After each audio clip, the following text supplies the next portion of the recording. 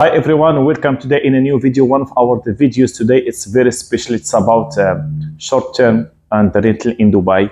And this is why I am with one of our colleagues, Mariam, who is in charge of the rental and short-term holiday homes in Dubai. Hi Mariam, how are you doing? Hello, Charaf. I'm good. How are you? Good, good. So Mariam, can you brief us or give us like what to do or how to work for holiday homes and short term if anyone have a property and you want to benefit and profit from the incomes in a very short term? Okay, so first of all, for those who don't know what short-term rentals is in Dubai, there is, as you know, when you have a property, you do long-term rentals, you rent your property, you do an ijari and you rent it out for a long term, 1 year, 2 years, 3 years, whatever. What we are suggesting in the short term is that we rent out the property for a short period of time, like for 5 days minimum stay and more, monthly, weekly, daily. Things like that. When we put the property on Airbnb, Booking.com, this is what short-term rentals is, okay? So why are people more inclined to do short-term rentals now than long-term rentals in Dubai? So there are three main reasons. The first reason is more income. So one should be expecting like on average 20 to 25% more in short term than what they would be expecting in long term. Of course, it depends on the property, the location and everything, but we can evaluate that when we know where the property is and what the property is. The property would have property management. So we will be looking out after the property at all time. We will do the check-ins, the check-outs, inspections, inventory reports, cleanings after every checkout. And so the owners have peace of mind that their properties are well maintained, they're being managed and everything. And the third reason why people would do short term is, of course, this is like a huge benefit.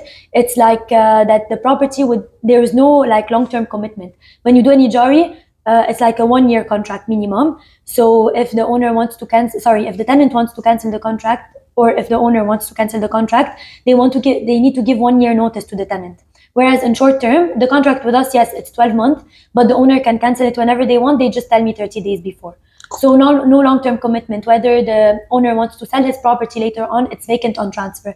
If he wants to stay in it himself, he can block a few dates and stay in it. And if he wants to forever move in the property, he can end the contract and move. Or if he wants to switch back to long-term rentals, he can do that as well. So no long-term commitments, okay? And also there's like a benefit, in long-term rentals, if you have a tenant staying in your property and he's paying, let's say 100K or whatever he's paying, if the owner wants to increase the rental price, he needs to check on the Rest app or whatever how much he can increase the rental, but he cannot increase as much as he wants. He cannot just say, next year you pay me 150K. He cannot do that. Cannot be. Yes. So this is a disadvantage for the landlord if the market price goes up. But in short term, it's not the case. Like in short term, if the market price goes up, the same day I will increase the average daily rate.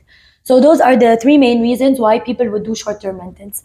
Okay, and so what we do with the short-term rentals, first of all, the property for sure has to be furnished because, as you know, there's people who are coming just for 5 days to stay in the property. They're obviously not going to come and get their furniture.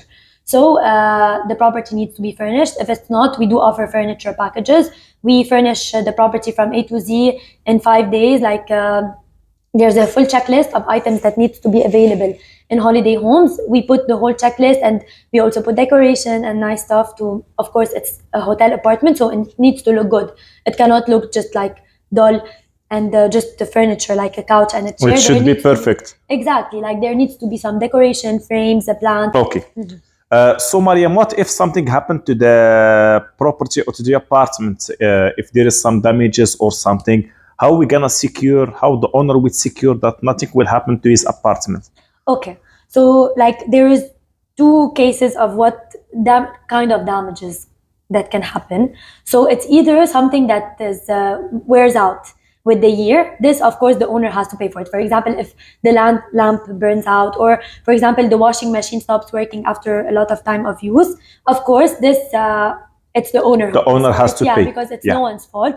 Like if the damage is less than 500 dirham, we will just remove it from the statement. I will just fix the damage without informing the owner. And he will see it on the statement. Like this is for maintenance, like 300 dirham to fix the washing machine, for example. If the damage is more than 500 dirham, for example, a huge leakage happened in the property, whatever, we needed to resolve the issue. We got our maintenance team, they quoted something that's more than 500 dirham. I would inform the owner after getting his approval. I will proceed. Okay. Then there's the second type of damages if the tenant breaks something. Okay. So if the tenant breaks something, of course he has to pay for it. We usually take a 1,000 dirham deposit, but 1,000 dirham doesn't cover everything. Like if a TV breaks or whatever, it's not going to cover 1,000 dirham. So what do we do? If the booking is made on Airbnb, we will make a claim from Airbnb. They will give us back the money. We will give it back to the owner. If the booking is made directly, like directly on our website, there is like opening costs, okay? So we take 630 dirham from the owner for insurance, okay? So we would make a claim from the insurance and they will give us back the money and we will give it to the owner. Cool. Okay, Amazing. so if the tenant breaks something, the owner is not responsible for that. The owner is only responsible if something wears out with time, which of course will happen if the property stays long enough in the like if the tenants keep coming and going. Of course, there's going to be some wear and tear. It's normal, but the wear and tear is usually less in short term than in long term. Cool. And for that, is there any agreement between you guys and the owner? Like that, like there is something written in the agreement. There is agreement, right? Yeah, of course. So everything will be clear in the agreement before you sign. You will know what's going on and what will happen during the operation of holiday home and taking care of your property. It's like all the tenants that come to our properties, they go out super happy of the service, of the properties, of the quality of apartments that we offer them. Cool. Yes. So thank you so much. Most welcome. So that was all for this video regarding holiday homes and short-term rental. So if you have any property to list it or you're going to purchase and you're planning to list it for short-term, you can contact me or Mariam. I will keep our details down. We can take care of your company. You can contact Mariam anytime. I will keep her contact details down.